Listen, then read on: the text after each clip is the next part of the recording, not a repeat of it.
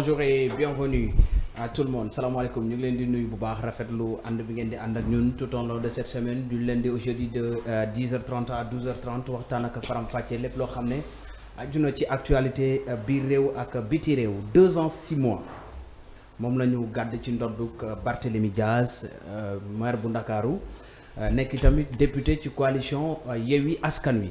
ni ki démb la dogal bi rot démb umpale wu leen ne ñu ngi ko daan wax ne tamit xamaguñu fan la wànnenti mujj gi gëtëm waaye teel nañ ci jot boobu 9h jot na ba tegal ci la boobu léegi décision wadd 89 yoo xam ne ay bomb la yoo xam ne mën nañu def ñaawteef la gendarmerie bu Saraya daal di teg loxo nañ ci bàyyi xel bu baax ndax loolu mënoon na jur jëya destination bi xamaguñ ko ak enquête ubbeeku na waaye teg nañu loxo ginnaaw yi tamit élément gendarmerie yi nekk ca Saraya Moustapha Diène mooy image boobu ngeen di gis policier bi toog ci kanamu oto bi waa ji dawal di dem loolu image bu ñaaw la Moustapha Diène moom mooy chauffeur bi boo moyuwul nag lu métti dina tege ci kawam mu ngokk moom ngeen di gis noonu moom mooy image bii nga xam ne waa ji mi ngi dawal policier bi yéeg ci kaw oto bi jot na am ay daan Moustapha Diène la waa ji tudd di nga am ak problème ak Macky Sall ak ñun ñuy taxaw di wax ak yow xaaral rek maillot équipe nationale bu Sénégal moom coow judd na ci kenn xamul daal mbir maa ngi noonu daal salaamaaleykum am na mbégte bu baax sunu gan tey Makhtar Touré lay wuyu wane ko ma xool membre bokk na ci mu ngaw membre pour communication bu Benno Bokk Yaakaar déglul poste ndombel tànk yi bari nañu lool waaye tamit bokkoon na ku ñu gën a ràññee ci élection municipale yu wees ma nga woon ci Serigne Boub ak législative yi mi ngi woon ci coalition Benno Bokk Yaakaar di ci def liggéey bu am solo bokkoon ci ñi ŋànk jokkalante kaddu ci boobule coalition lan moo cay liggéeyam ak i tamit yan ndombol tànk la am ci kanam tuuti danaa leen ko wax bu nu amandur salaamualeykum. maaleykum salaam Babacar ñaa ngi lay ziar bu baax a baax di nuyu également ñi nga xamante ne ñu ngi ñuy seetaan ci Kaolack TV rawatina ci émission match bi nga xamante ne aussi comme ni ma koy waxee saa su ne rek mooy émission bi nga xamante ne day tax rek askanu Siin ak Saalum daal di mun a sentir yéeg seen bopp ci li nga xamante ne moom moo di ay xeweef di amee file ci diwaanu Kaolack ak li ko wër di nuyu également suñu invité monsieur Touré comme ni nga ko waxee aussi di ko wax dalal ak jàmm di ko laaj itam mbaa jàmm yaramam mu ngi am bu baax. di ko ziar bu baax a baax di nuyu également kilifa diine kilifa aaday Babacar. di wax ne rek ci kanam tuuti ñu ñëw ak la étu yéen kaay yu xëyee tey xam naa moom ren tey jii moom du bëri dañ ciy jël rek as comp tuuti rek. dal di ko jagleel nit ñi nga xamante ne ñoo ñu seetaan parce que temps bi dafa ñu xoj. ndaxte tey daw Kaolack sax dafa yeew dafa xëyee taw. loolu moom moo tax dañu tardé fii tardé fële tardé fépp.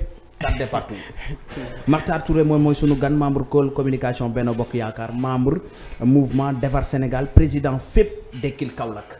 moom mooy sunu ganu tey ci kanam tuuti danañu dugg ak moom ci waxtaan bi Kaolack démb ak tey ndax am na changement bu ci am ndaxte bokkoon na ci ñi jàppal tànk président Serigne Boub jamono ji may wax nga may àddu ngeen di seetaan mi ngi yeewoo ci diwaanu New York.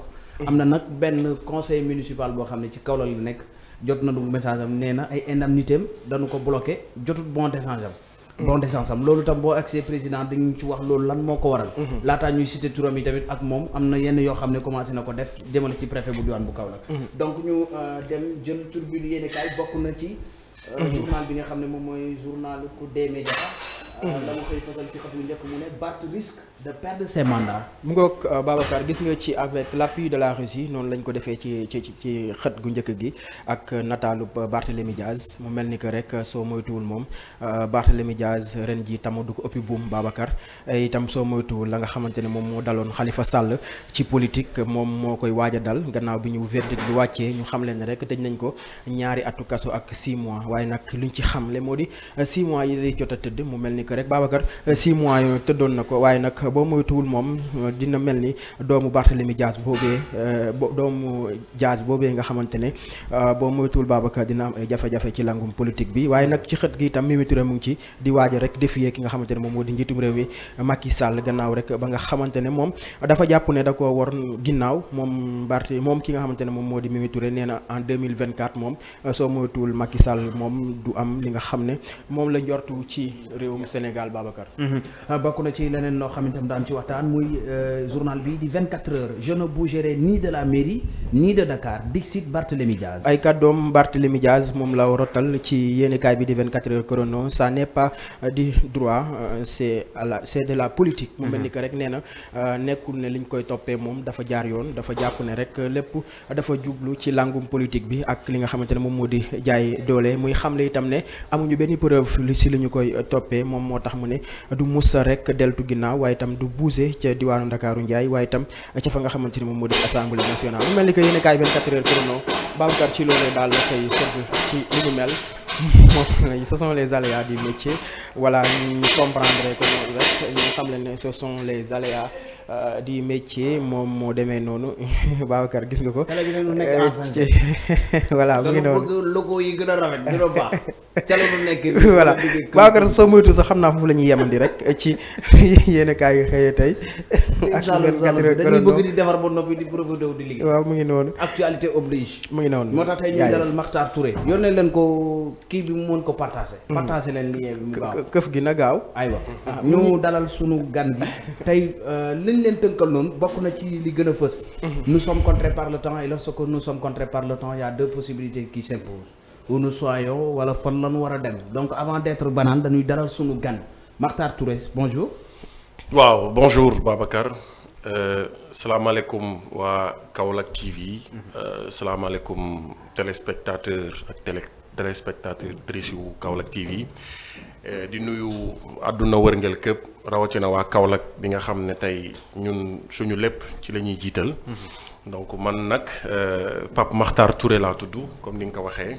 je suis un natif de Kaolack un jeune de Kaolack bu bokk ci membre donc de la communication Benno Bokk Yaakaar du comité électoral passé lors des élections législatives mais en même temps je suis le chargé de la communication d'un mouvement Defar Sénégal dont le coordonnateur reste El Hadj Daniel Sow et on a un mouvement de soutien qui s'appelle FEP Dekkil Kaolack Fédération des énergies positives pour un renouveau kaolackois. donc ñu bëggoon rek ñëw weccoog Kaolackois suñu xalaat suñu gis-gis waaye it lu ñu am akas tuut ci xam-xam. partagé kook ñoom mu war a mën a doon jeexital bu am njëriñ ci Kaolack. laataa ñuy traduire sax wala trahir suñu ligne bi. ndombol tànk yi bari na Dekkil Kaolack FEP pôle communication Benno Bokk Yaakaar. mais lan moo waral ndombol tànk yi bari Makhtar dafa engagé wala dafa bëgg yi ndombol tànk moo ko waral. waaw loolu moom je pense que c'est un engagement c'est pas une question de bëgg ndombol tànk c'est-à-dire ay ndaw lañu te dañuy wax ne ndaw dafay làmbatu te boo làmbatuwul doo daj te ñun Kaolack moo ñu soxal maanaam on est engagé sur tous les combats de Kaolack. dafay am benn waxkat bu nekk Kaolack bu ñuy wax les communicateurs traditionnels. il me dit assez souvent Makhtar yow dañ lay tegal gâteau ak ndox bu tàng nga ne du ma lekk gâteau ndox bu tàng bi laay jël. juste pour vous faire comprendre que c'est des engagements. parce que tey loolu yëpp benn la c'est-à-dire quand je te parle d'un membre de la coalition de Benno Bokk Yaakaar ça c'est au niveau national. Quand je vous parle d'un mouvement Defar Sénégal ça aussi c'est au niveau national et départemental. Maintenant FEP Dekkil Kaolack ça c'est un mouvement local donc qui concerne uniquement Kaolack et je pense qu'on a le droit de s'engager sur tous ces niveaux donc pour mun a participer activement dans le développement de nos localités mais particulièrement Kaolack. kañ la tudd FEP Dekkil Kaolack. FEP Dekkil Kaolack def na at. ci atu yàlla la ci at la toll donc biñ ko taxawalee léegi. biñ ko taxawalee léegi at la def. lan moo ces directives lan la. voilà donc FEP Dekkil Kaolack loolu ñun ñoo jëloon mébétu maanaam regrouper toutes les énergies positives pour Kaolack quand je parle de toutes les énergies positives mooy mbir la moo xam ne du am benn coloration politique c'est-à-dire Kaolack mooy soxla. misaalee ne mën nañ ko woowee une équipe nationale. c'est-à-dire certains viennent de gauche d'autres viennent de droite d'autres d'en haut d'autres d'en bas donc ñoom ñëpp mbubb yi ñu sol nag dañ koy summi du am benn obédience politique ñoo sol ay maillot Kaolack pare pour représenter Kaolack. loolu mooy solo si donc en FEP Dekkil Kaolack d'ailleurs loolu moo ñu boole woon ak le président Serigne Mboup ba ñu bokk ci plateforme Kaolack moo ñu ñor d'abord avec le coordonnateur El Hadj Daniel Sow dem participer ci biir coalition ànd nawle. ndax loolu dina yomb gis nañu Makhtar engagement am ci coalition Benno Bokk Yaakaar tey mu ñëw toog ne fépp dëkk li Kaolack du am coloration politique ndax loolu dëgg-dëgg dina yomb. d'accord c'est-à-dire c'est des choses différentes. oui posture bi nga am. c'est-à-dire c'est des actions citoyennes et la citoyenneté doit être incarnée par tout le monde et une citoyenneté si on met en avant la coloration politique. parce que Sénégal ni ñuy politiquer moo xaw a doy waar.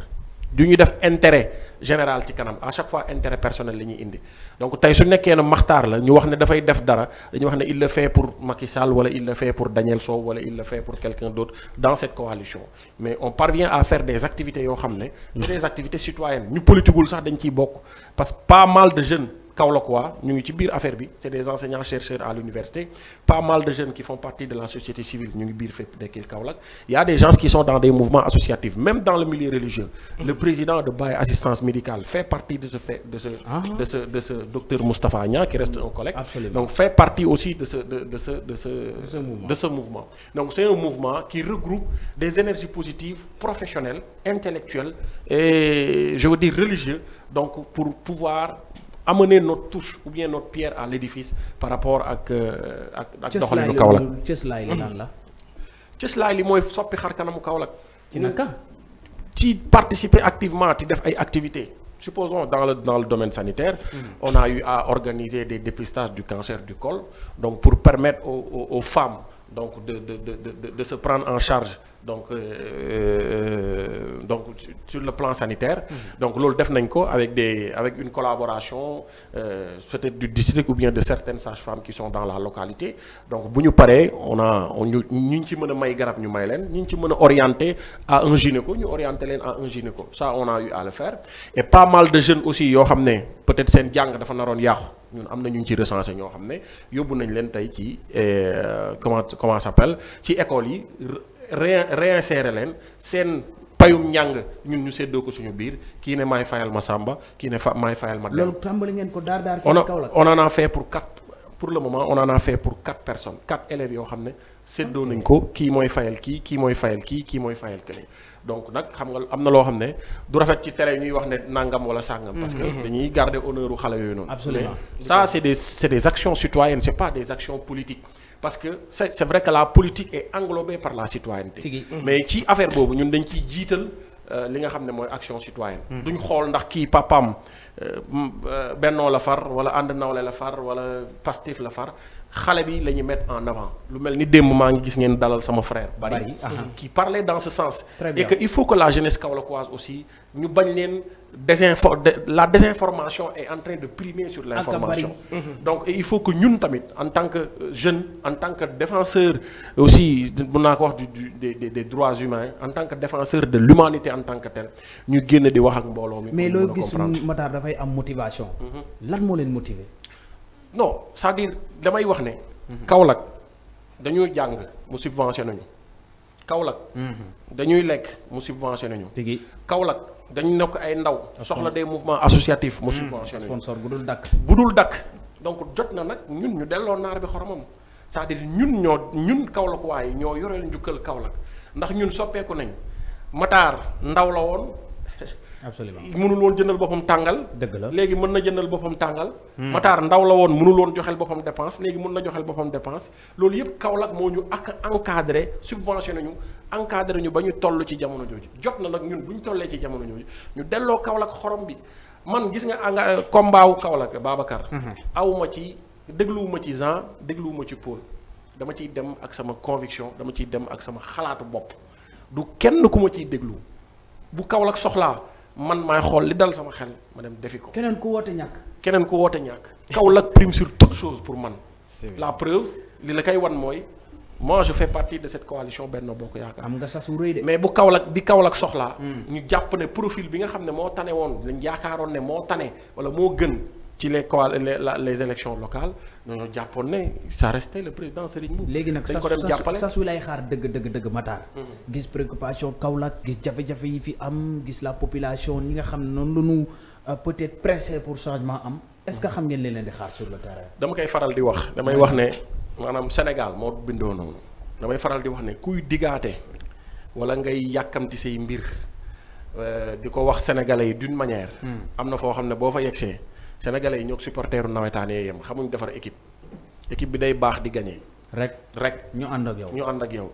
équipe bi baaxul gagné. ñu critiquer maintenant nag c'est à nous dirigeants c'est à nous leaders c'est à nous qui aspirons d'être donc vraiment aux commandes des choses d'expliquer aux gens que tout objectif dafa laaj ce qu'on appelle un SMART. Ça doit être spécifique, mesurable, atteignable, mais aussi dans le temps. Le timing reste important sur ces choses-là. Dara kenn du ko jël tey rek ne tey lay soppeeku. parce que tey Babacar fukki at ci ginnaaw tollul woon nii melul woon nii yorul woon lii mënul woon lii.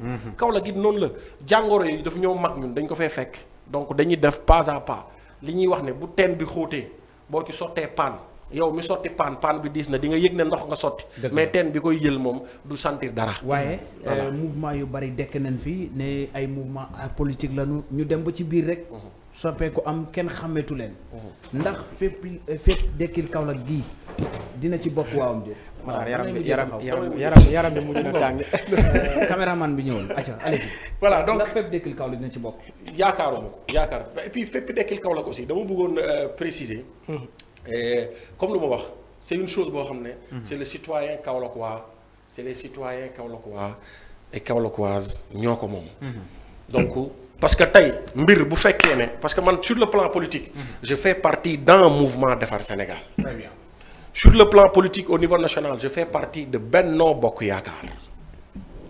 donc sur le plan de la citoyenneté je suis le coordonnateur de Fépp Dekkil Kaolack donc quand il s'agit de politique. am naa cadre d'exercice bu ma ko defee.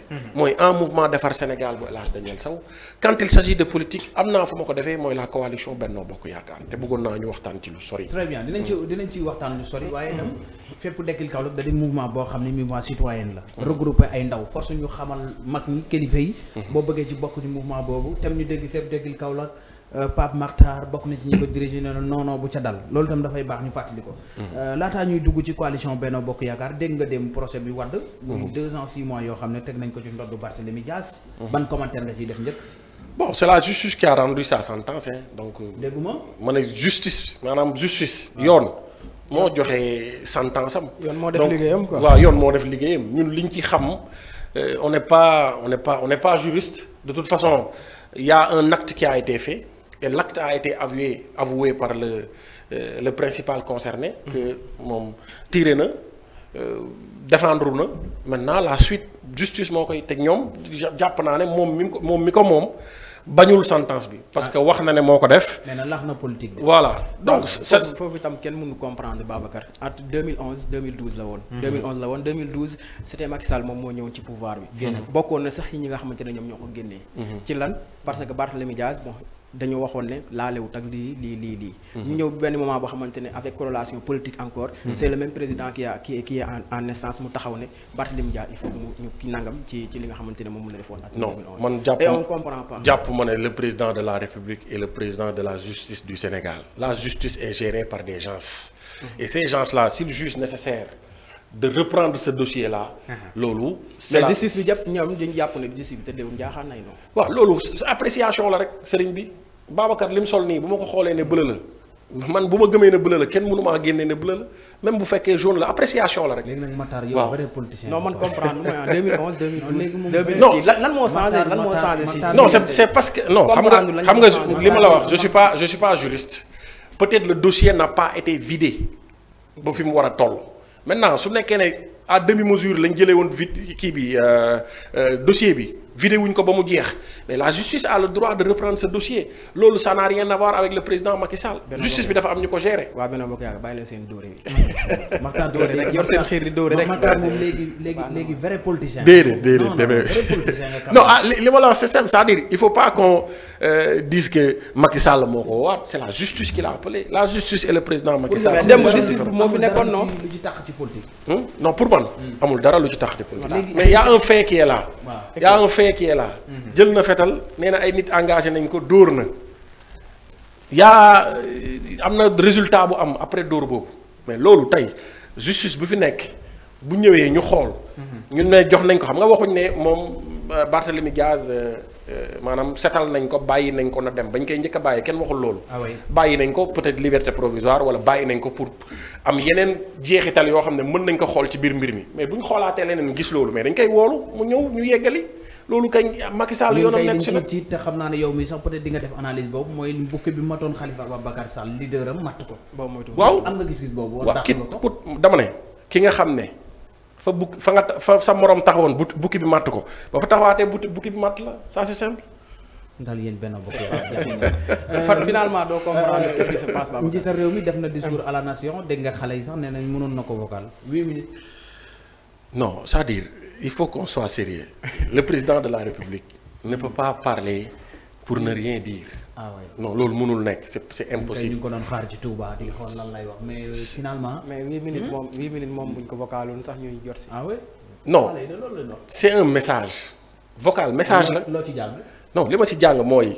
tey gis nañ président boo xam ne moom maanaam woote na xam ne àdduna bi ci boppam moo commencé tar moo commencé métti ci maanaam les besoins des premières nécessités mu jàpp ne war na cee mën a indi ay subventions yoo xam ne.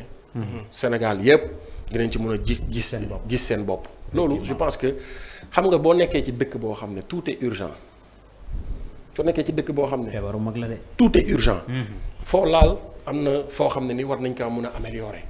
donc foofu lu waay mën a wax jëmale ci loolu ku nekk da ngay xaar li la ci intéressé rek mais luñ ci wax rek c'est une urgence pour luñ ci wax rek c'est une urgence pour le Sénégal. te jàpp naa ne le président Macky Sall wax na ci li nga xam ne mooy affaire denrée yooyu nga xam ne sonal na adduna bi yépp laay wax. wax na ci li nga xam ne mooy le comportement qui c'est bu ñu gis à l'Assemblée nationale. wax na ci mbir yoo xam ne ni très franchement wax dëgg yàlla. lu ñu mën a teg gët la lu ñu mën a teg gët la léegi nag bu nekkee ne nag maanaam sàq wi. yépp sàq la bu cofee ci sàq bi wax. kuñ yeggul ci yow nga jàpp ne rek yegguñ ci yow yeneen waxtaan dina mën a am ñu gën ci waxaat mais des objectifs kenn du ko jëwul rek.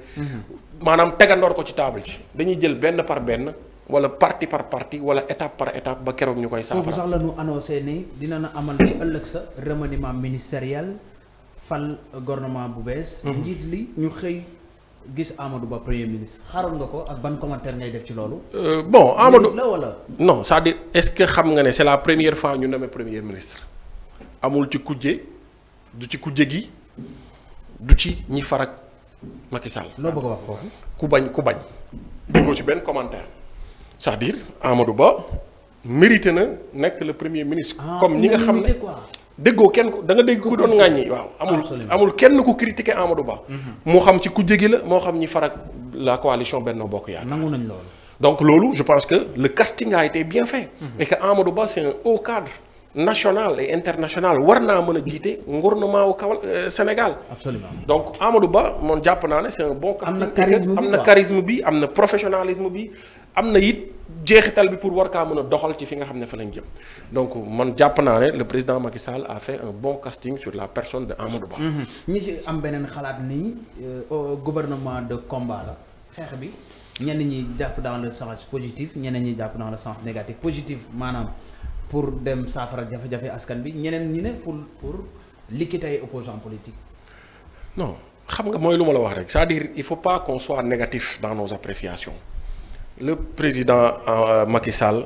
bu mu joxee ndomba tànk Amadou Ba bi mu ñëwee taxaw je pense que li nga xam ne moo nekkoon ses priorités wax na ko combat c'est dans le sens positif de faire améliorer la situation et les conditions des Sénégalais jëm ci denrée de première nécessité yooyu ma wax la xam naa Cissé itam ñu tooñ ma parce que maa ngi koy répéter parce que c'est une chose qui reste extrêmement importante donc je pense que yooyu moo nekk ay priorité mais combattre kii c'est-à-dire il faut que ñu xam nan laa ko mën a waxee noonu il faut que ñu positif waaw ñu positif c'est-à-dire tey fañ jëm bu ñu fa waree yegg dellusiwaatu galgal gat yi kay moo ñu jaaxal Ismaïla Madior Fall ak Aly Ngouille Ndiaye gaa yi dellusiwaat nañu. mooy li ma la wax. te ñooñu dañuy rofi galgal. mooy li ma la wax c'est-à-dire Babacar. c'est le peuple qui décide. lu waay rof galgal lu waay rocc galgal lu waay yuuxu lu waay toj lu waay saaga lu waay yàq c'est le peuple qui décide man jàpp naa ne am na ci loo xam ne jarul wax ju bëri jarul xuloo jarul xeex jarul wax ju bëri jarul xuloo jarul xeex c'est le peuple qui décide. Le président Macky Sall est en train de faire un excellent boulot au Sénégal amélioration ci ay domaines yu bëri ñu ngi koy sentir ci le président Macky Sall donc c'est le peuple qui décide jarul yàkkam teel a saaga yàkkamtee xeex la. fañ jëm par force dinañ fa yegg te bu ñu fa yeggee le peuple va décider. laataa ñuy dugg ci Kaolack gis nañu génnuk Matar Ba ministre des sports. gis nga demi image yi bi muy def passation de service ak Yankhoba Diattara. effectivement est-ce que gis-gis bi Sénégalais yi am na déet est-ce que lu waroon Macky. Si le ministre Matar Ba. Bon, Matar Ba, c'est vrai qu'il a fait un excellent boulot. Mais il faut dire aussi que Matar Ba a fait 8 ans, 2 ou 3 mois dans ce ministère. C'est-à-dire, voilà, l'alternative des activités reste extrêmement important et primordial. C'est vrai que d'autres, c'est à 2 mois de la Coupe du Monde, ainsi de suite, ainsi de suite. Mais Yankhoba Diattara, c'est un Sénégalais, c'est un sportif. C'est quelqu'un qui a l'habitude de gérer un ministère et c'est sûr que le Matar Ba wax na ko je serai à gauche à droite en haut en bas pour te soutenir et pour t'accompagner ci li nga xam ne moom la ñu jëm. donc na ko kay mooy wax ji. non parce que Yankhoba nee na moom def na 20 ans ak Matar Ba ñu nekk ay xarit kon donc je pense que foofu. c'est une continuité et puis les choses c'est une continuité mon cher ami. C'est pas parce que Matar a fait un excellent boulot waru fi jógee non c'est une continuité.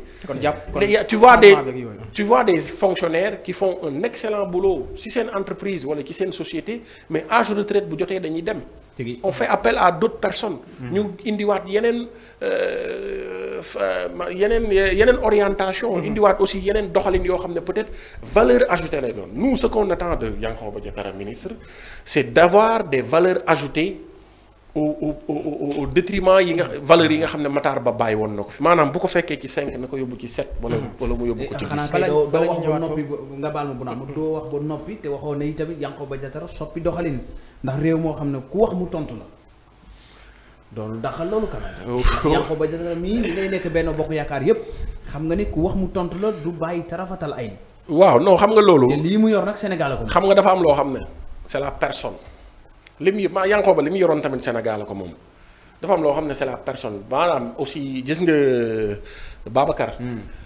li ngay wax noonu reste un problème de Benno Bokk Yaakaar. La non communication. La communication reste fondamentale et reste une base donc pour l'évolution des données. Et je pense que tey bëri na ñi ngi wax léegi yow nangu nga ko bu naa ma nangu na ko ne la désinformation a primé sur l'information. Et il est temps d'avoir cette communication pour que le vice-versa soit fait. C'est-à-dire l'information valable. Parce que tey nag nit bu ñu la dénkee Babacar. kilifa yi saa yu ma wàccee ñu ne ma day wax invité wolof aywa. tey suñu la dénkee Babacar yow. bu ñu la dénkee. bu nit génnee wax loo xam ne waroo naag lañ la dénk. waay tu as le droit de d'éclaircir même soo ko deful yow say jege ñaa la génn leeral parce que askan wi dañoo war a xam. askan wi dañoo war a xam xaaral le problème mooy. Quand on parle de ces secrets-là, il faut être discret, il faut être nangam. Non, la politique n'est plus à ce stade. Tout doit être visible. Tout doit être, la communication doit être au début, au milieu et à la fin de tout le processus. Avant, pendant et après. Donc de tout le processus. Babacar sànq wax nañ ci li nga xamante ne moom moo di mouvement bi ngeen taxawal Dekkil Kaolack. wax nañ ci aussi ci changement premier ministre bi mu fi ñëwee ak li nga xamante ne moom moo di assemblée. mais dañuy des ci assemblée nationale. parce que aussi loolu il faut ñi nga xamante ne ñoom ñoo di askan gi ñu am cër. bi nga xamante ne moom la ñu am. moom la ñu war a am. parce que tey cër bi nga xamante ne ñoom ñoo war a am mooy askan gi ñoom ñoo fal député yi pour ñu def assemblée nationale. lu ñu fa war a def mooy toogal tëddee njaaxaanaay nekk itam ci li nga xamante ne moom moo di jafe-jafe askan gi di fa yeggee ci di ko waxtaanee pour ñu am lu ko saafara. mais gis nañ ne assemblée nationale dafa am benn coppeeku bu ci am. par exemple tey ñi nga xamante ne ñoom ñooy député yi. seen comportement bi ñu nekki assemblée nationale nit ñi ñu ngi ciy wax. tey yow est-ce que en tant que nekk ci coalition Benno Bokk Yaakaar. jàngat gi nga ci am ak ban appréciation nga ci mën a def ak lan nga jàpp ne aussi war nañ ko mën a changer ci assemblée nationale parce que ñun ñoo leen fa teg pour ñu nekk di ñu xeex. non assemblée nationale c'est une représentativité man nag je suis trop. xaw ma communaliste non pas français man Saalum pire la Touré laa dëkk fii ci Njaay wolof donc c'est-à-dire li may wax mooy damaa xaw a je suis trop kaolackisme quoi.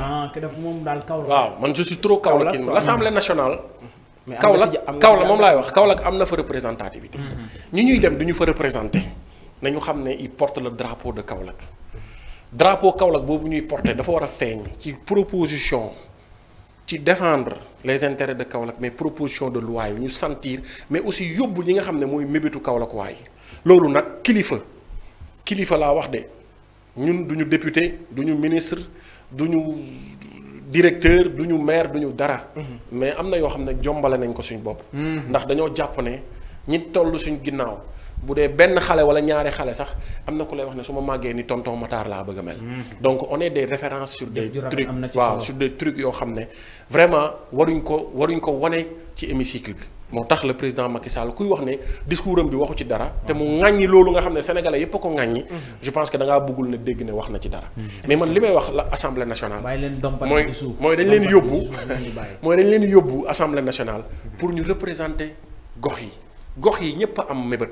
gox yi ñëpp a am jafe-jafe gox yi ñëpp a am loo xam ne war nañ ko joyanti donc loolu lañ leen yóbboo ñu fexe saafara ko fexe tamit peuple sénégalais nekk seen priorité. fexe peuple sénégalais nekk seen mébét. parce que tey peuple sénégalais ñoo voté ñoom ñu dem. peuple sénégalais ñoo génnoon doon leen tàcc doon leen yuuxu di daw ci taw bi di daw ci naaj bi pour ñoom ñu dem.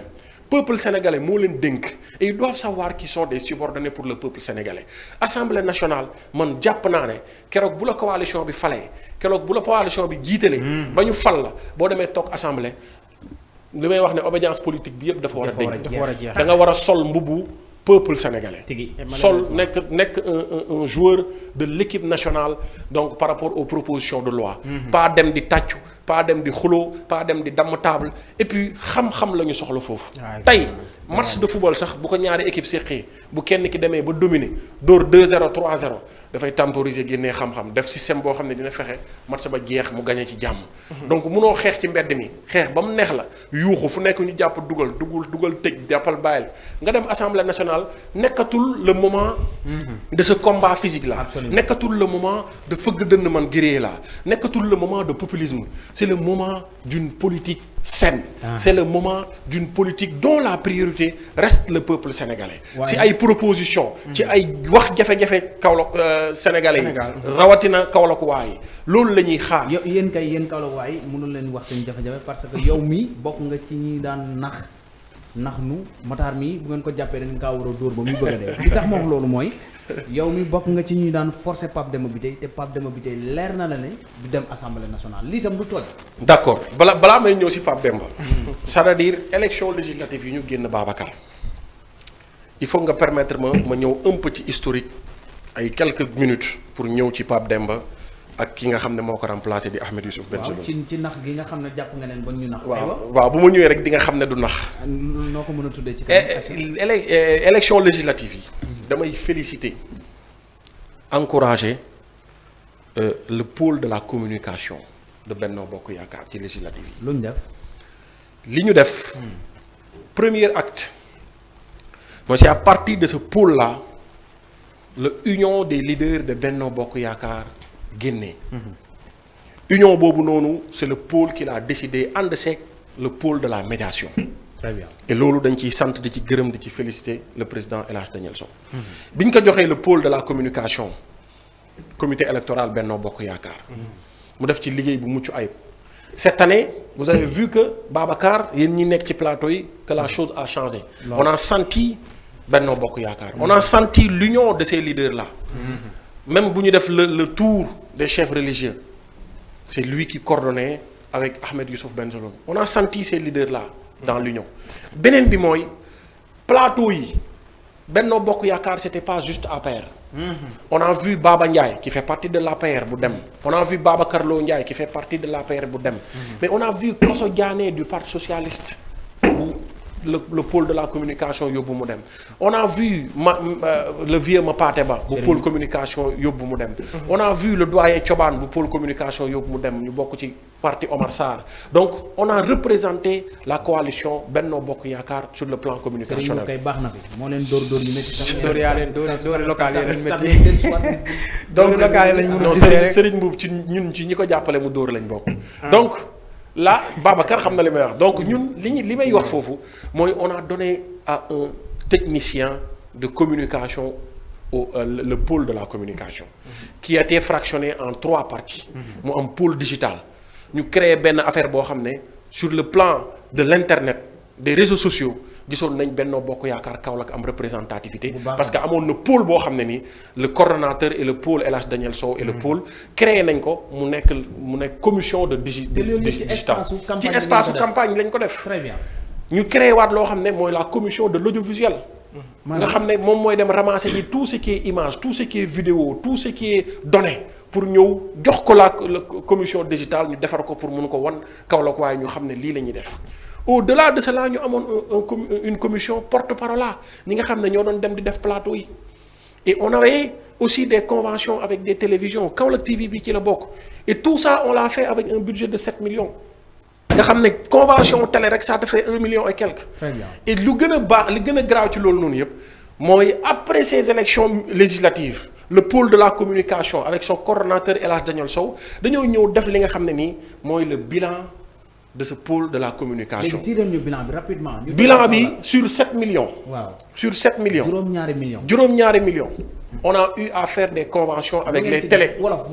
def nañ lëkkaloo ak ay télé yi nga xam ne ñoo ne Kaolack. ak passage yi nga xam ne ñu ngi ko doon def ci plateau bi. très bien c'est une première nga dégg ñu ne politique jox nañ diw xaalis delloo na la ca des 237 000 francs ñu delloowaat comité électoral bi. moo desoon ci xaalis bi. El Hadj Daniel Sow delloo ko ci comité électoral bi. yombut ndax am na ku ñu ko joxoon ci législative yi wees. et je pense que loolu Kaolack waa yëpp mun nañ ma seede.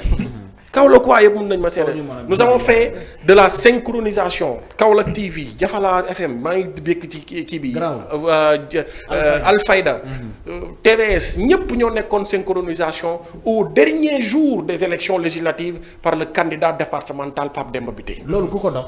El Hadj Daniel Sow qui a été le coordonnateur et le pôle de la communication sur la trésorerie aussi j'aimerais remercier un jeune Abdoulahat Diouf qui a fait aussi un excellent boulot par rapport à la trésorerie parce que c'est lui qui moo doon denc mais c'est le coordonnateur El Hadj Daniel Sow moo doon ordonné mu exécuter donc dañuy féliciter le pôle de la communication que ça soit Abou de Sibassor que ça soit Ahmed Sow que ça soit gars yi nga xam ne ñoom Faraxaan la partie S2D ñooñu ñëpp ñu ngi leen di féliciter ci seen liggéey bu rafet bi nga xam ne def nañ ko defet ngeen ci jëlee.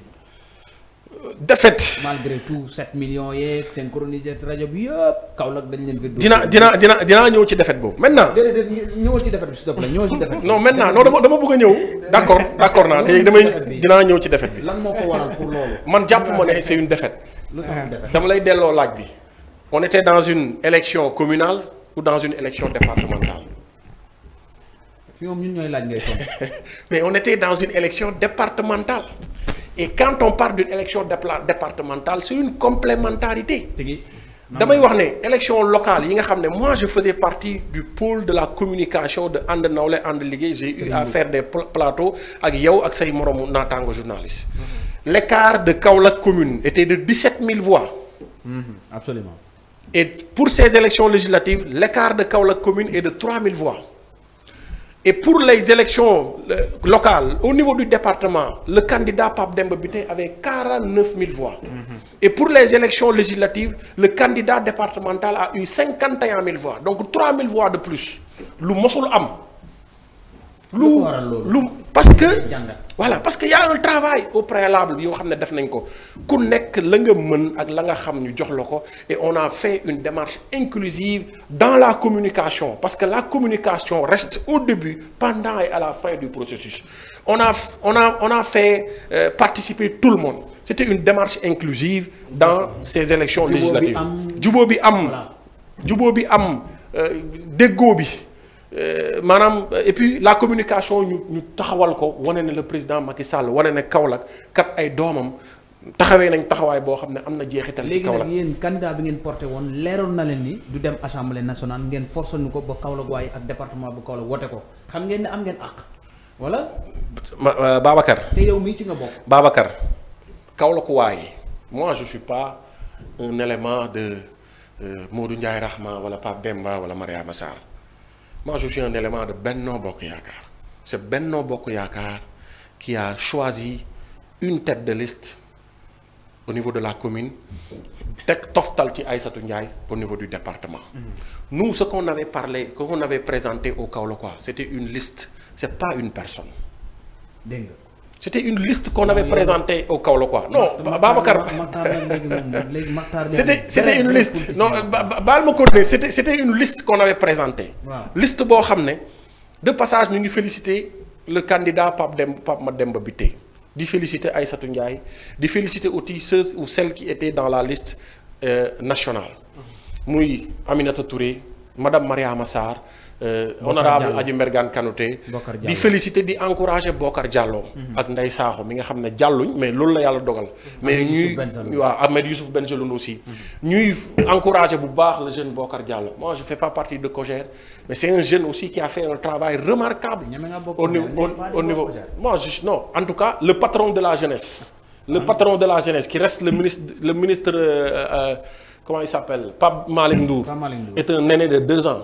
Donc je peux me réclamer jeune peut-être Touré laa sant rek doon Saalum am tuuti xeetu mandeng donc moo tax mais je me réclame jeune te ñi ma xam nañ ne je fais partie de cette frange non moom laa lay wax non c'est-à-dire nous on avait présenté une liste pas une personne cette liste là ñooñu ñoo nekkoon ci biir match de football c'est pas le titulaire rek moo am droit à jouer le remplaçant dafa war di mën a jouer maintenant nag su nekkee ne ñun liste ba ñu présenté dama lay jox benn exemple pour te dire que liste moo nekkoon en jeu ñaar ñi nga xam ne. coalition bi ñu jàkkaarloo woon nekk ak ñoom en face ñoom la ñu présenté mais ñooñu Kaolack waaye xamuñ leen. te ñu gañe leen. non xamuñ leen xam nga lu tax ñu gañe ñu. xamul dañoo leen gañe. non xam nga lu tax ñu gañe ñu. c'est parce que Kaolack waaye liste lañ voté ñu nit. J'en suis persuadé que au niveau de la commune de Kaolack man ak le candidat Abdou Aziz Mbodj bu ñu duggoon biir commune de Kaolack je serais mieux connu que le candidat Abdou Aziz Mbodj man ak Zeyda Seynabou Cissé bu ñu duggoon biir Kaolack. loolu moom sa xalaat la rek. non c'est ce qui est loolu moo am. Parce que moi qui vous parle qui suis dans la scène politique mais xaw ma woon le candidat Abdou Aziz Mbodj et bëri naa ci ay morom les gens se demandaient j'étais sur le terrain les gens se demandaient kan mooy Abdou Aziz Mbodj. Donc ce qui veut dire que les gens n'ont pas voté et que loolu j'ai entendu N personnes dans des groupes WhatsApp N personnes dans des interviews N personnes dans leurs interventions pour dire que ñi ñu installé wala ñi ñu investir xaw ma leen. mais c'est la liste. est-ce que nekkul Touré itam Benno Bokk Yaakaar bi lañ bëggoon sanctionné wala Benno Bokk Yaakaar la nit ñi amatul cofeel bi ñu amoon si.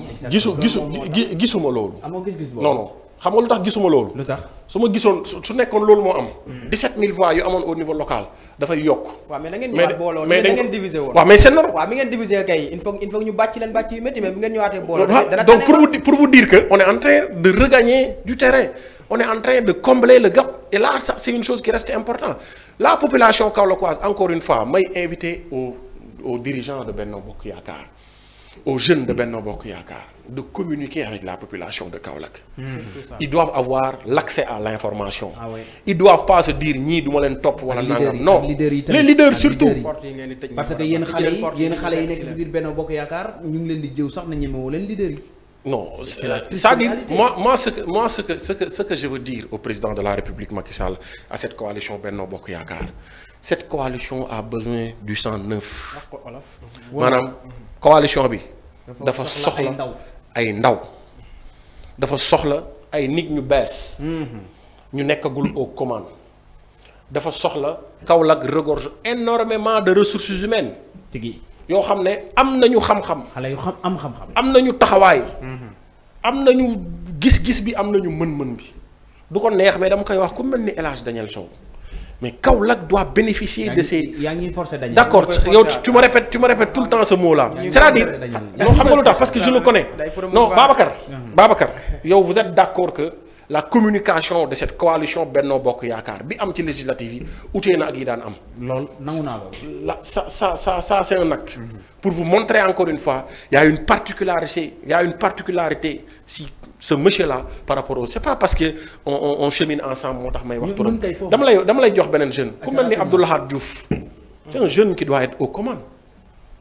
Non, Bokar Diallo, c'est un jeune qui doit être aux commandes. Mais nous sommes des jeunes qu'on doit promouvoir parce qu'on a des choses à dire et à représenter et à faire pour Kaolack. Parce que gëm nañ ko wallahi ci plateau laay waxee. Billahi ak sama bakkanu njaboot mosuma lekk junnewu politique. yow mi moi je suis libre comme le vent. j'ai jamais été dans un salon de qui que ce soit dans les politiques ou bien dans les dirigeants de Kaolack pour te soutirer 1 franc. ci ñoom ñëpp. ci ñoom ñëpp. et pourtant à chaque fois que la coalition fait appel je suis là. léegi lu waral loolu. non parce que conviction laay demee utuma ci ay nangam moi je suis jeune bañ ma waxee dama jàngi ba liggéey jotee dama liggéey donc loolu laa yaakaar ce que je fais c'est un don de soi ce que je fais wax naa la ne damay delloo Kaolack li ma lebal moo tax may def ce don de soi la wutoo ci dërëm. wutuma ci dërëm et que jeunesse bi aussi il faut et maa ngi gis ne mi ngi am ay amélioration Très bien. il faut que les gens aussi cessent d'être alimentaires au niveau de ces leaders là wolof ki la ëmbal sa sànqal non sutura. ëmbal la sa sutura fu ko neex ngay xool fu ko neex ngay déggee des fois les gens disent Matar da nga tàng trop parce que moi quand j'ai des choses à dire d'une manière véridique non du ma am demi-mesure parce que kenn tënkuma fenn bokkoo ci ndaw ñi ragal leader yi. non su ma nekkoon ne man damaa bëgg man les leaders dañoo ils ont été à l'école j'ai été à l'école Ah oui. ils sont diplômés je suis diplômé ils sont responsables je suis responsable Matar booy wax je suis non y a pas de souci. mais madame est-ce que loolu noonu li ngay sàkku noonu est-ce que dina yomb ñu gis ñu jiital jeunesse bi parce que léegi dañoo gis ne jeunesse bi seen deret dafa gaaw a tàng. Ah oui. ku ci nekk ci plateau day jël costume am yow déjà yaa ngi tàng yaa ngi mel ni kuy xeex. non est-ce que aussi itam seen deret bu tàng boobu Matar njiitum réew mi Macky Sall dina leen confier yéen ñi nga xam ne le sang chaud. waaw yéen non ça c'est extrêmement. ngeen wàññi tuuti xadar bi ngeen ñëw yéen jeunesse bi moom da ngeen xaw non ça c'est pas une question de sang chaud. Quand tu as quelque chose dans le cœur. quand ça boo koy génnee. doo ko tey xol bi mooy bàyyi. su bàyyee nag les choses viennent. cër gi leen Macky Sall jox. est-ce que comprendre nga les choses viennent. cër gi leen Macky Sall jox ci gouvernement bi am ngeen fi Mariama Sarr ministre emploi professionnel Moustapha Ba bu Nioro. Pape Malick Ndour bu Guinguinéo mooy ñett ci ministre ak DG mën nañ ko sax ak bu Kaffrine bi mën nañ ko boole ci àll Saloum. ñu xaasal leen lu yaatu ci Kaolack. lan moo war a nekk seen taxawaay. waaw man li may njëkk a analyser au-delà de loolu noonu mooy tey. wax naa la toujours man je suis un kaolackisme soo jëlee les 3 présidents conseils départementaux de la région de Kaolack les 2 sont des députés l'un est devenu ministre. Ahmed Youssouf Benjeloun est devenu député. conseil départemental Kaolack. Très bien. Ali Mané est devenu conseil départemental Nioro. Il est député. Pape Malick Ndour est le président du conseil départemental de Guinguinéo. Il est devenu ministre de la jeunesse, le patron de la jeunesse. Mouhamadou Moustapha Ba qui est devenu ministre du budget. Finance. Et Madame Mariama Sarr maa ngi gis ay sorties fan yi mais moi je dis que c'est quelqu'un qui mérite tous les louanges de ce gouvernement-là et de Kaolack. Sall nee na mérité wu. Non c'est-à-dire moi j'entre pas dans ces détails mais tout ce que j'aimerais te dire. mooy lan mooy tey Kaolack il y a beaucoup d'hommes et beaucoup de personnes qui ont été faites par Mariama Sarr. maanaam am na nit ñu bëri. ñoo xam ne tey doon nañ dara. représenté nañ dara ndax Mariama Sarr. boo tànnoon fukki xale ci koñ bii ñu nekk. juróom-ñaar yëpp dinañ la wax ne man Mariama dugal na ma wala dugal na sama mag wala dugal na sama rakk. fonction publique. elle a un appareil politique. yoo xam ne sunguf buy mayewu ko. elle est méritante cette dame là si tous les leaders de Kaolack faisaient comme elle maanaam fexe de telle sorte que ndawi Kaolack nekk ci dara jàpp ci dara yëngatu ci dara boobaa ndaw yooyu dañ lay redevable gis nga l'appareil politique reste important. chez les leaders là. Absolument. Et pour avoir un appareil politique. da ngay am des lieutenants da ngay am ay nit ñoo xam ne ils vous sont redevables ci yenn mbir yi ci seen situation. maanaam nit dafa war a mën boppam. nit dafa war a mën boppam. mën boppam mën moromam mën nitam. et loolu kenn du ci man je connais même pas Mariama Sarr peut-être elle me connaît pas mosuñ sax lu dul bonjour miinante wuñ boog je veux dire. donc mooy lu ma la wax léegi. mais daal elle pèse lourd. Elle pèse lourd parce qu'elle a un appareil à Kaolack. Ok. Mariama Sarr est incontournable à Kaolack. Je suis pas de Mariama Sarr. Moi, je milite pour la coalition Benno Bokk Yaakaar derrière le coordonnateur El Hadj Daniel Sow. Ok. te li may wax nii Sénégal yëpp xam nañ ko mais man kenn abaluma bët kenn abaluma nopp. kon ñi wax ne léegi ci Kaolack dégg nga sorti ñi mérité wul poste bi Macky Sall waroon na ko. non ça mooy lu ma la wax rek c'est une appréciation peut-être des aigris quoi mais man ce que je dis mooy Kaolack tout le monde est méritant parce que tout le monde est à mouiller le maillot kuñ fi joxoon tey Kaolack ci ñu mouiller le maillot kenn warulaa nangam et puis il faut qu'on ait il faut ñu am benn culture bi. tey soo génnee nga dem Thiès nga dem Dakar mais su ñu amee benn leader bu tudd Babacar mais ñëpp koy dooleel may ko doole parce que bu amee doole gox ba mooy am doole. bu amee doole dëkkuwaay nit ñi ñooy am doole bu amee doole dëkkuwaayee ñooy am doole donc Kaolack il faut ñu dem ci sillage boobu. ñi nga xam ne ñun ñoom la ñu am ñoom ñoo nekk au devant de la scène mais ñu dooleel leen mais di leen wax dëgg aussi. ñu dooleel leen mais aussi taxaw seen taxaw seen wét. bu ñu nangu di nekk ci ginnaaw kenn. c'est-à-dire il faut qu'on soit à côté de ces leaders là wan leen yàlla mooy joxe ndomba tànk jox na la ko. mais suñuy ay naw la ngeen. te li ngeen yor ñun ñoo leen ko dénk. ñun nangu di leen wax dëgg di bañ a raay-raayal di bañ a bayal te bàyyi ay nu mu tudd. ay affaire de borne fontaine yi. ay diw ma sàmba on s'attaque entre nous ça c'est pas important. li ma mos a dégg benn doomu Serigne Cheikh Tidiane Sy di ko wax. ne bu ñuy waaree dañuy dem xooli ñi nga xam ne gëmuñu yonent ñu dem waara leen pour indi une valeur ajoutée ci yonent mais ñun tamit su ñuy dem defi ay ŋàññi wala prospection nañ ko wëri fi nga xam ne nekkuñu ak la coalition bokkuñu ci la coalition gëmuñu le président Macky Sall loolu moo ëpp solo que ñun suñu biir ñu ŋàññi wante pour kuy jógee ci Babacar ñëw ci man wala kiy jógee ci man en réalité amul valeur ajoutée. amul valeur léegi ñi nga xam ne fan lañ leen Makhtar. lan moo leen di xaar dëgg est-ce que xam nañu ko. ko ci mel ni Pape Malick Ndour Mariama Sarr Moustapha Ba. si mais Pape Malick Ndour a cheminé doon digal tey lan nga leen di wax. dama lay wax Pape Malick Ndour a cheminé Pape Malick Ndour ñun man bokk naa ci ndaw yi mu dalal université quand il était à la FASEG. nekkoon ci amicale. je suis promotionnaire à sa femme donc c'est une personne que j'ai connue depuis au moment estudiantin. très bien donc ku cheminé la ku xam li ndaw yi soxla la. boo seetloo ministre de la jeunesse dañ ko ci booleel emploi et insertion ce qui veut dire l'employabilité des jeunes. mooy directeur insertion des jeunes. ah oui loolu c'est-à-dire Prodac bi bañ ko joxee woon c'était au niveau rural. maintenant c'est devenu national. et ça je pense que Prodac def na ci ay jéego yu am solo au niveau rural. donc il va le faire au niveau national c'est une continuité le président a bien choisi et il a fait un très bon casting. c'est une continuité xam na li koy xaar. Mariama c'est une expérimentée. c'est une expérimentée c'est-à-dire moi encore une fois je connais pas cette dame là. lecture bi nga am ci gouvernement bi lan la dëgg. gouvernement bi lecture bi ma ci njëkk am. mooy lan mooy c'est la première fois ñuy am gouvernement boo xam ne Sénégal moyenne d'âge juvénile bi fi nekk maanaam moyenne d'âge ndaw bi fi nekk. mosu fi am. ah oui on a 9 jeunes. mosu fi am. c'est important aussi. c'est très important. moyenne d'âge jeune boobu mosu fi am ce qui veut dire que le président a compris que il doit changer fusil d'épaule et la jeunesse représente 70% de ce pays-là et que ñoom ëllëg futur bi ñoo koy fekkee. il y a certains qui ont fait leur temps il faut que ñu pousse may une nouvelle génération bu ñëw. gis mun a dem kàkk bi ci am mooy gën ak Mimi Touré xalab na leen. waaw non c'est-à-dire man affaire yi xeet lay def ak mbokk kii la bokkal kii sama goro. waaw léegi dama lay tontu loolu man Mimi Touré c'est une tante directe. maanaam maamu Mimi Touré. Touré bi daje na de. maamu Mimi Touré.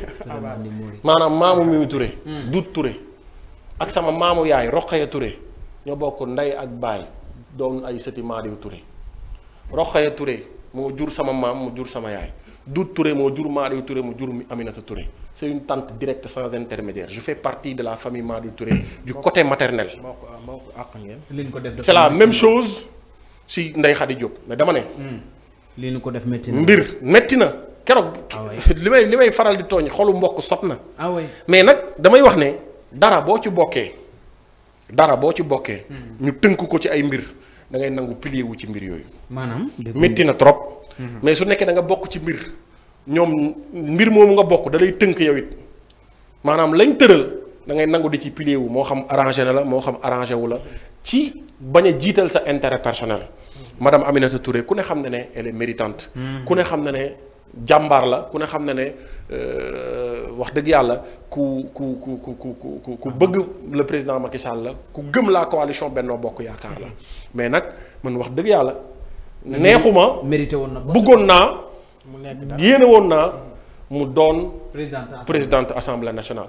Et je sais que même le président Macky Sall peut-être bëggoon na wala yéene woon na mu doon le président de l'assemblée nationale. Peut-être y a eu des aléas des paramètres yoo xam ne xëy na ñun maîtriser wuñ ko mënuñ ci avancer mais yéene moo ëpp solo sax jëf. est-ce que tey comme ay mbokk ngeen est-ce que tey mën nañu xaar ginnaaw moom teg na mouvement Mimi Touré 2024 Makhtar Touré génne benn bokk yaakaar wuuteelu Mimi Touré. Non, loolu je ne saurais y répondre. C'est-à-dire, moi, pour le moment, je suis dans cette coalition de Benno Bokk Yaakaar. Je soutiens la coalition Benno Bokk Yaakaar avec mon leader El Hadj Daniel Sow. Maintenant suba yàlla la. lu ci xaj kenn xamu ko. waaw mbokk moom dafa doy waar. ma ne ko mbokk dafa doy waar. téléphone baa ngi noonu ci suufu écran bi ginnaaw itam Pape Makhtar Touré moom mooy suñu gan bokk na ci pôle communication Benno Bokk Yaakaar jiite mouvement yi tey Kaolack 78 la 545 10 82 bu ko defee itamit ngeen mun ñu wax seen allo salaamaaleykum. waaleykum salaam maa ngi def. suñu technicien bi de mooy def yi dugal na numéro bi sans mu aviser ma xam nga li jaadu. ça va bien. ça va très bien na nga def. waaw c'est Youssou Ndaw ci appel. monsieur Ndaw. monsieur Ndaw de l'UNP le parti de Souleymane Ndéné Ndiaye. ah ok URF yokkal ñu retour bi foofu c'est bien ñu ngi lay teewlu. parti Souleymane Ndéné Ndiaye. donc ce que je voudrais dire. mën nga dalwaale toogal dalwaale. voilà je suis en face de votre télévision. oui merci beaucoup. Et vraiment maa ngi suivre avec intérêt ce que dit l'autre là. Makhtar. Et j'adhère parfaitement à ses positions. Par rapport à la nomination de Mariama Sarr, une dame qui a beaucoup de mérite. Une valeur sûre pour Kaolack. Et koo xam ni dañ ko war a jàppale. mën na dem ci moom. Voilà, c'est bon. Pendant la campagne électorale avec les problèmes qu'il y avait dans la coalition. Très bien. Je suis resté debout dans mes bottes pour dire que dañuy jàppale Mariama Sarr parce que moom mooy seen ministre. dëgg la. Kaolack waaye comme ni waaye di wax sànq mooy dëgg les Kaolack waa doit être autour de quelqu'un koo xam ne kii état def ko responsabilité ñu jàppale ko loolu mooy suñu cër. dëgg la. buñ ko deful. ailleurs les gens le font et ils y gagnent beaucoup. Merci. Donc Mariama a beaucoup de mérite. On doit la féliciter, on doit l'encourager et on doit vraiment être à ses côtés pour yenn bi yomb ci moom. Très bien. Man bokkuñu parti UNP laa nekk parti Souleymane Ndéné Ndiaye. Dans la coalition man maa représenté parti bi le plénipotentiaire là. ah yow kat yow waroon na am sa numéro. lim dox ci campagne électorale bi taxawaay bi ci am. Très bien. man mën naa ko seede parce que fekkee naa. Très bien, très bien. Elle a beaucoup de mérite. Merci beaucoup merci ñu ngi lay gërëm. Donc nañ ko encourager nañ ko jàppale. jërëjëf li waa ji wax dëgg la. Merci beaucoup ce qu'elle fait à Kaolack si tout le monde faisait autant. Vraiment on duñu am benn problème ci biir dëkk bi. Ah très bien. Donc vraiment ñu ngi leen di remercier. jërëjëf. di rafetlu seen taxawaay. Merci beaucoup ñu ngi lay gërëm ñun tamit. Vraiment di encourager le jeune là. Merci Pape Makhtar Touré. position yi am noonu. maa ngi koy fay ne ko moom sama nijaay la. moi je suis un ami à Papa Chipi je suis un ami à Ami Ndaw moom sama tonton la. mais peut-être xamante wuñ. voilà jërëjëf ñu ngi lay gërëm bu baax. aywa ñu xale yi dañ tubaab lii moo tax su ma wàccee rek maire yi naan ma sa invité yi da leen di wax ñuy wax wolof ma ne ko man de damay wax bëgg de wala dara. dinañ ci góorgóorlu. xale yi dañ tubaab bi bañ commencé c'est que ceci n'est pas lan yow réew mi am problème. Babacar nag. Babacar. aywa salaamaaleykum. maaleykum salaam maa ngi lay nuyu. Mouhamed Diop. di nuyu Bounama. merci Diop ñu ngi lay fay bu baax. di nuyu sa invité. jërëjëf Makhtar Touré. waaw waxtaan am na solo trop. mais am na lu ma bàyyi xel sànq yaa ngi ci insisté laa bëgg wax tuuti rek. Pape bi tey pourquoi mu nekk liste mais Babacar loolu loi tere ko. amul benn loi bu tere président Macky Sall tànn ku ko neex muy ministre muy DG ku mën a teg yow da nga bokkoon ci yow da nga bokkoon kon ci ñi doon nax Kaolack waaye baax na ba ma la jàppee. non mais non du la mais dama la. waaw gis nga sànq ba yaa ngi wax mais loolu loi tere ko. très bien. ma laaj benn laaj mooy ki ne. yow kan moo la waxoon ne après événement bi. Pape Demba Bitèye day ko nekk DG yow xamoo ko man xamoo ko kenn xamul ko. absolument. le président Macky Sall moo xamoon après élection yi kan mooy continuer ak moom ak kan moo continuer moom. très bien. kon moom bu tànnee ne diwee sama tëdd liste te loi tere ko dem mais Babacar baa ngi tubaab suñu tëdd liste nag Babacar en tout cas maa ngi nuyu Touré waxtaan am na solo. merci bon waxtaan naa Mimi Touré nag. merci dama gis ne responsable bu mag la. absolument. jàmbaar la. mais nag ni mu nekkee jàmbaar ñun ñëpp nekkee jàmbaar. te cër yi ñu ko jox ci réew mi mais am na ñoo xam joxuñ ko mais Mimi Touré dëgg la kilifa la. dëgg la mais Mouhamed Ndiaye Rahman am ko taxawaay ci APR rawatina kaw rek. te ndomba tànk yi nga xam ne Mimi Touré am na ko premier ministre ministre de la justice CCT envoyé spécial mais bëri na li ma sa baara man nag 4 ba 5 ans depuis 2012 ba léegi te am na ñoo xam ñoo ko njëkk a APR liggéey li mu liggéey te amuñu loolu. très bien bon dama jàpp ne bon xëy na liggéey na pare na mais xëy na erreur la daal laa ko jàpp man. kilifa la nag du ma ci wax dara mais kilifa la ko baax la mais dama jumte la ci réaction bi mu def ak président bi parce que li ko président Macky Sall dénk ci ay ndomba tànk yu mag defe naa ne am nañu ko njëkk APR am xam-xam comme moom am taxawaay comme moom te amuñu ko. merci beaucoup en tout cas loolu am wax li bëri dugg si nag di félicité nag Pape Malick Ndour bu baax a baax. Pape Malick Ndour vraiment kontaan nañu ci nomination yi merci. merci beaucoup ñu ngi lay gërëm bu baax Mouhamed Diop. wéy leen ñu jox commentaire yi ci 78 545 10 82 78 545 10 82 Pape Makhtar Touré moom mooy sunu ganu tey bokkee ci ñi yor jokkalante kaddu ci coalition Benno Bokk Yaakaar doon tamit président mouvement Kaolack. fépp dekkil Kaolack fépp dekkil Kaolack. man Kaolack daa dee xanaa waa dee woon. membre dans mouvement Defar Sénégal il faut y insister. waaw je suis dans mouvement Defar Sénégal. ça au niveau politique. maanaam au niveau local politiquement non au niveau local politiquement je suis un membre dans mouvement Defar Sénégal. et je t'ai parlé de fépp dekkil Kaolack reste un mouvement citoyen. léegi dans mouvement Sénégal cela veut dire. dans mouvement Sénégal c'est un mouvement qui a été mis par El Hadj Daniel Sow. voilà maanaam mbir la moo xam ne El Hadj Daniel Sow moo ko teg. allo dafa mel ni di politique. moom du mbéy allo du mbéy sa wéyum tànk xanaa. si Daniel Sow du mbéy sa wéyum tànk allez-y. non El Hadj Daniel Sow moo ko teg. pour maanaam mbiru li nga xam ne mooy politique am. gannaaw ku ne xam na ne nekkoon na ak alternance générationnelle. donc bi mu fa jógee loolu la teg. pour ci servir ci la population sénégalaise mais particulièrement la population de Kaolack. très bien voilà ñu dem ci bokk moomel gi foofu la ñuy jeexalee ndax ni ñu cëral ci waxtu peut-être li ci des bareetul. ñu dem ci yaa ngi doon jàppal tànk président Serigne Mboup.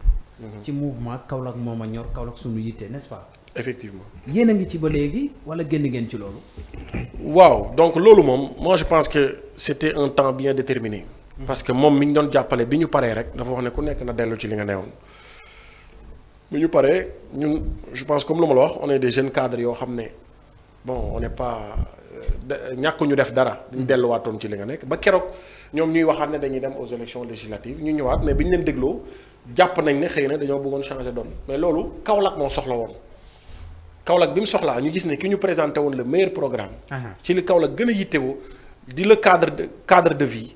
di assainissement. ci le programme 3S jàppoon nañ ne moom la ñu jàppoon ne c'était le meilleur profil pour être dans la municipalité de Kaolack loolu nag def nañ ko bi ñu ko defee yàlla def na ko jox na ko c'est vrai que ànd nawle la ñu waxoon ànd liggéey ànd nañ ànd nawle mais ànd ñu liggéey. lu tax àndu leen liggéey suñu borom parce que peut-être concept yi ak adapté yi ñoo bokkul. maanaam waaw parce que xam nga tey Babacar yow bu ñu la dénkee. da ngay xool ñi nga xam ne nii rek jàpp nga ne xëy na am nañ compétence. te jublu nañ la nga jëflanteeg ñoom ñun noonu lañ ko jàppee. li taxoon ñu génn tamit di wax ak président Serigne Mboup mooy il y avait des accusations ou bien il y avait des diffamations à l'égard de ce mouvement Kaolack moo ñu ñor d'abord ou à l'égard de El Hadj Daniel Sow ñu génn leeral.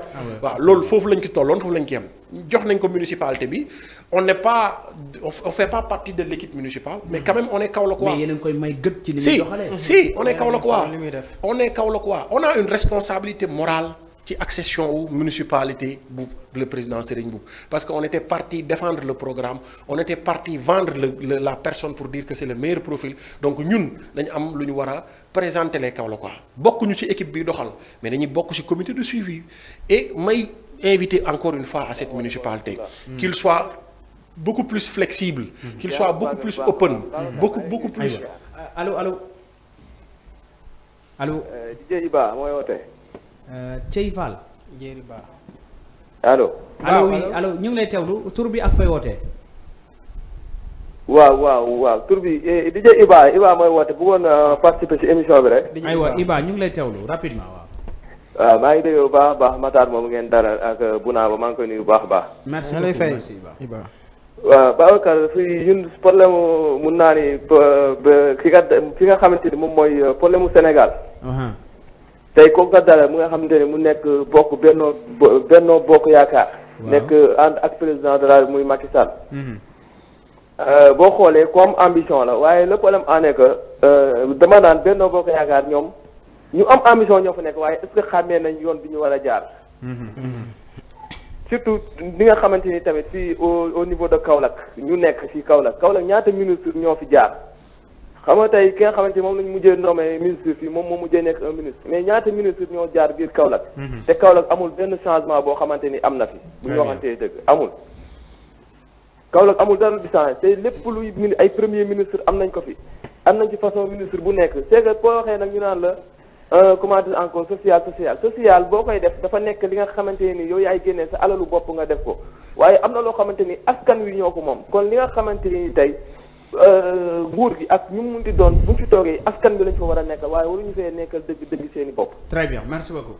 tey le président Macky Sall gouvernement bii mu changé pour man.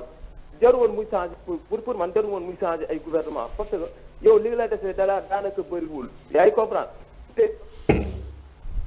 jërëjëf ñu ngi lay gërëm bu baax a baax Iba ñu ngi woon ci ponk bokk moomeel fal ngeen Serigne bu ba mu toog ci mairie bi yéen mouvement Kaolack moo ñu ñor ngeen génn mais quand même yéen a ngi koy may gët ci doxalin bi.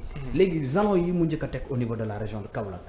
en tant que ay cadre ak ay élus yoo xam ne peut-être yéen a ngi ci yeneen circonstances lan la leen jox ndax li ngeen gis dal na seen xel wala am na lu mu war a joyantiwaat ci bon man li may wax rek ci la municipalité de Kaolack mooy on a vu quand même des actes ou bien la volonté de faire de cette municipalité de Kaolack li ma leen di wax man en tant que ku bokk ci ñu fal Serigne Mboup mooy qu'il soit encore beaucoup plus flexible beaucoup plus open beaucoup plus réceptif qui se donne pas ou bien qui se libère pas sur la défensive pour dire que ku wax rek loo xam ne xëy na bokkul ak li nga xam ne ñoom moom la ñu gëm wala moom la Serigne gëm tu es un adversaire da nga soxor wala nangam non c'est-à-dire il faut ñu xam ne Kaolack dañ leen dénk li ñu leen dénk dañ ci war a am gët on a droit à l'information. On a le droit, on a droit à l'accès de l'information pour xam ce qui se passe parce que maa ngi la koy wax dañoo am une responsabilité morale ci population kaolackoise bi keroog ba ñu leen proposer Serigne Mboup ñoom ñu fal ko donc gis nañ ne y a une volonté de faire mais aussi loolu dama ko wax te dama koy continuer di wax. C'est-à-dire il faut que cette municipalité aussi aille chercher de la compétence. Je dis pas que ñi fa nekk compétent wu il faut que cette municipalité aussi aille chercher des ressources humaines mu bañ a nekk ci benn cercle boo xam ne c'est un groupe d'amis ñoo bokk cœur de ville ñoo bokk chambre de commerce ñoo bokkaat mairie. Il y a d'autres compétences il y a d'autres ressources humaines yoo xam ne Kaolack war na leen mën a jëriñoo. kon bu ñu la déggee bu baax accessible luñ quand même. ah Kaolack bon en tout cas pour man. des na ci cadre boobu. et que municipalité aussi da ngay dégg tout le temps ñuy wax ne y a des problèmes administratifs au sein de la municipalité. Et quand on parle de l'administration c'est les compétences. c'est l'expérience c'est l'expertise. c'est l'expertise c'est l'expertise c'est-à-dire et puis ñu xam ne la municipalité c'est quelque chose de public c'est pas quelque chose de privé. nit ñi ils ont le droit de regard. Ils ont le droit de réclamer. Ils ont le droit de critiquer. Ils ont le droit de dire ce qu'ils pensent sur cette gestion de cette municipalité. Gis nga municipalité bii Serigne Mboup jiite. Kaolack waa yëpp a ci am kaddu parce que Kaolack waa yëpp a mànkoo. ñoom ñëpp a mànkoo jox ko. bokkul ak koo xam ne nii peut-être yow xëccoo nga ñiy wax déet ñiy wax waaw. à l'unanimité les Kaolackois ont voté pour cette municipalité. comme yow yaa ngi xëlëj mbët li ñuy séentu mbirum parparloo gi ci yenn ci adjoint au maire yi di wax. ndax yow seen gis nga ko ci. xam nga man loolu xam nga lu tax du ma saf. man au sein de la coalition ànd nawle ànd liggéey. bien avant le début bien avant ñuy jeexal campagne j'ai alerté je pense que loolu war nga ci jot. que doxalin bi doxalinu partisan la. doxalin bi doxalinu Masamba ma neex ma Demba neexuma bañ koy wax di alerter nit ñi. xam nga Sénégal bu yat bi dalee kenn tant que dalu la yow concerné wu la. te alors que ça doit être une solidarité boo xam ne. dafa war a mën a nekk ñu jiital l'intérêt général mais kuy fonctionner noonu c'est parce que yow c'est parce que intérêt personnel bi nga jiital mais doxalin bii am ci municipalité Kaolack ci biir campagne bi la njëkk a nuyoo. donc ñun bi ñu ko nuyoo. ngeen nëppal ko. non ñun génn nañ wax ko. on a dit ça ñun en tout cas man Pape Makhtar Touré ak le président El Hadj Daniel Sow on a alerté. On a fait savoir aux gens que doxalin bii bu continuer fañ jëm y a un groupe d'amis ou bien un cercle ñoo xam ne ñoo koy continuer di gérer loolu nag bu ko nit demee ba ci biir yow affaire bi dalu la woon nga dem ba ci biir mu dal la nga bëgg ñu woowaat nañu nangam sangam duñ ko gëm ñun li ñuy xaar ci Kaolack waay mooy nañ mànkoo fexe li ñu dénk la municipalité ñu gunge leen ci jox leen ci suñu xalaat saytu ko xool ko. bu jaree dóor ci table ñu def ko kon tey nii rumoraat parparloo geeg affaire yi partisane nuyoo woon na da ngeen ko fayu. nëpp nuyoo woon na c'est-à-dire ñun ñi ko doon fay xëy na amuñu woon doolewu fay ko ni ñu ko war a fayee mais on a alerté. ndax li ngay gis ni sa xel dal na. on a alerté. dina defam du def bari na nag. non xam nga instant bi instant bi on est il a juste fait 7 mois. j'ai vu et j'ai senti la volonté de faire. boo ko doon notel ñaata nga koy may. non mënuma ko notel. non may ñu rek benn. non mënuma il est très tôt. ak 7 mois non par rapport ak 7 mois yu mu def. tey ak zano yu mu njëkk a teg. nga ko daan notel si 10 wala sur 20 ñaata nga koy may. non man pour man 7 mois y a énormément de tâtonnement. tâtonnement. waaw xam nga lu tax. parce que quand quelque chose se passe dans une municipalité lu mel ni tabax bâtiment nga ne da ngaa fogoon ne xaalisu mairie lañ koy defaree alors que c'est un projet moo ko financé. mooy tâtonnement la yow xamuloo. stade bi tamit ci stade bi kazaalika yow tâtonnement la yow xamuloo. beneen bi mooy quand boo demee marché central tu instaures des choses yoo xam ne tu n'as pas discuté avec le marché mu indi ay détails bañ ci tëj ay nit am na ku ñu ci jàppoon koo xam ne c'est un cousin direct maa ngi koy nuyu Cheikh Touré c'est un cousin direct yooyu maanaam mbir au préalable dafa laaj waxtaan. moo tax may wax ne public lañ ko dénk du privé moomeelam. lépp lu muy def dafa laaj consensus te ñun la ñu daan défendre ci programme 3S dañu doon wax ne. maanaam bés buy session di am wala waxtaan di am dañuy woo les porteurs de voix de tous les quartiers de Kaolack ñu am consensus door a décider dara loolu gisaguñ ko beneen bi mooy dañu doon wax ne daf doon am une sécurité citadine.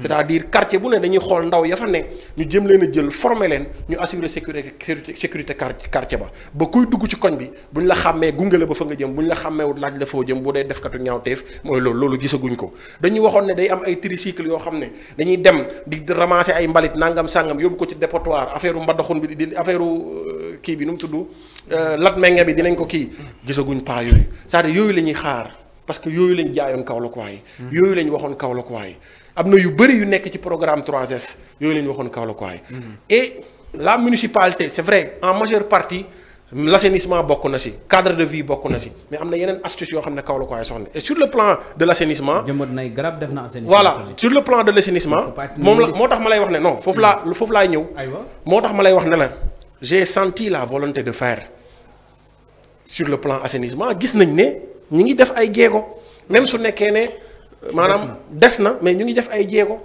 loolu dama leen ciy féliciter di leen encourager ñu continuer ci domaine yooyu te ñu réceptif te ñu réceptif maanaam te ñu ubbeeku ñu jàpp ne ku wax lu leen arrangé wul wala lu bokkul ak ñoom rek da nga leen bañ wala da nga leen contre non Kaolack ñun Kaolack waayu ñoo ko moom dañ ci am kaddu am ci gët am ci nopp. ngay jox sommation de.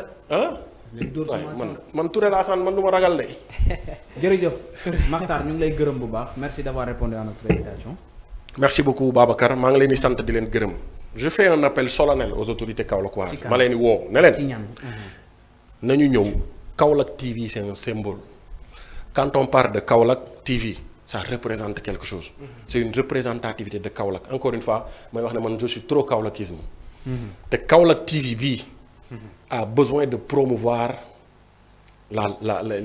les gens au niveau local kon les gens au niveau local les autorités au niveau local maa ngi leen di ñaan ñu ñëw saytu bërëbu Kaolack TV yokku leen doole ndax patrimoine u Kaolack la dès l'instant où mu tudd Kaolack TV même si c'est privé. Absolument. Parce que dafay représenter Kaolack dañ ciy dégg Kaolack dañ ciy xoolee Kaolack. ñu leen di ñaan ñu ñëw teg ci loxo def ci loo xam ne nii Kaolack waa bu fi ñëw di nga xam ne sa gox am na loo xam ne nii wax dëgg yàlla amoo looy ñëwee waa Thiès wala waa Dakar wala nangam. ñu ñëw jàpp ci loolu dama leen ciy woo. fi may tëjee mooy maa ngi féliciter encore une fois la coalition Benno Bokk Yaakaar di féliciter encore une fois le coordonnateur El Hadj Daniel Sow et en tant que président du membre du pôle communication. di sant Kaolack waa yëpp di wax ne. ki wax sànq ci télé bi 2 mots rek laay wax c'est-à-dire Kaolack jox nañ ñu bëri changé wul. d'où l'engagement de tous les citoyens ñëpp ñoo war a jóg surtout ndaw ñi ñu bàyyi passivité bi. ñu ñëw engagé wu. bàyyi politique baaxul dañuy naxaate duñ wax dëgg. politique baaxul mais politique c'est abstrait ñi koy def ñoo concret ñun li ñu gëm buñ ko dottee ci politique soppi xar kanam na ndaw yi jóg na ndaw yi engagé wu te bu ñuy engagé wu nañu engagé wu avec un engagement objectif Macky Sall neexuma wala Massamba neexuma rek damay lu mu wax baaxul wala lu mu def baaxul non il faut que les gens s'engagent et que encore une fois la coalition maa ngi leen di invité ñu dindi désinformation bi primer l'information exacte et juste et valable et vrai donc pour Kaolack waay wala Sénégalais yi mën a am jeexital. jërëjëf ñu ngi lay gërëm dig daje altine. Babacar mu ngi noonu ñu ngi koy jaajëfal bu baax a baax dama koy wax Babacar ma ne je vois. jëm na mag nag mënul taxaw non je vois en lui une personne engagée. loolu itam dañ la ciy féliciter. merci beaucoup ci côté boobu et ci idées yi. merci par rapport ak li nga xamante ne moom lañ doon jortu ne dinañ ko am ci yow am nañ ko ab satisfaction Babacar n'est-ce pas. mu nekk loo xamante ne aussi li la ñuy xaar ci jeunesse su Kaolack li la ñuy xaar ci parti politique yi parce que politique du nekk loo xamante ne c'est l'art de gérer la cité. bu ñu waxee l'art de gérer la cité mooy ngay dox ci li nga xamante ne moom la yitte jamono wala yitte askan gi loolu itam day baax ñu bàyyi ci xel bu baax a baax et puis di wax assemblée nationale neewuñ fa ngir sànnante dóorante ay coquette comme ni ma gis la fois passée ak i xastante ak saagante voilà ak i mannequinat gis nañ fa ay défilé yooyu noonu war nañ cee bàyyi voilà booy Koungheul gi Benno Bokk Yaakaar la nekk booy Koungheul gi mu mel ni que aussi loolu war nañ ci bàyyi xel bu baax a baax assemblée du toolu xeexukaay mais xeex ak idée la am na rakk ju tudd Samba Tall voilà mu ngi noonu et puis ñu jaajëfal ko bu baax a baax jaajëfal et puis ñi nga xamante ne ñu ngi doon seetaan émission marché bi waaye itam émission bi nga xamante ne moom mooy yee Sine ak Saloum di leen di jox dig daje ba beneen yoon Fanta war ngeen a wax ci moom de yéen waa Benno Bokk Yaakaar Fanta bon Fanta bu Benno Bokk Yaakaar borom Koungheul gis lu muy def ci def défilé yàlla macha allah di leen di jox dig daje ba leen di incha allah gaañi ça a été un énorme plaisir pour nous ñuy ñëw di waxtaan ak yéen faram fàcce lépp loo xam ne jëm na ci actualité saa su ne ñuy tànn benn ndaanaan boo xam ni que moom lañ leen jëbbal ci plateau bi bu ko defee ñu waxtaan ak moom faram fàcce lépp loo xam ne jëm na ci actualité bii réew ak biti réew Pape Makhtar Touré moom moo nekkoon sunu ganu tey di membre pôle communication Benno Bokk Yaakaar membre dans mouvement Defar Sénégal président fépp dekkil Kaolack dinañu ko gën a yaatal ak ñun tam feneen fa nu ne jaa ngeen jëf gaañ yi yéen ak jàmm jërëjëf merci beaucoup gars yi merci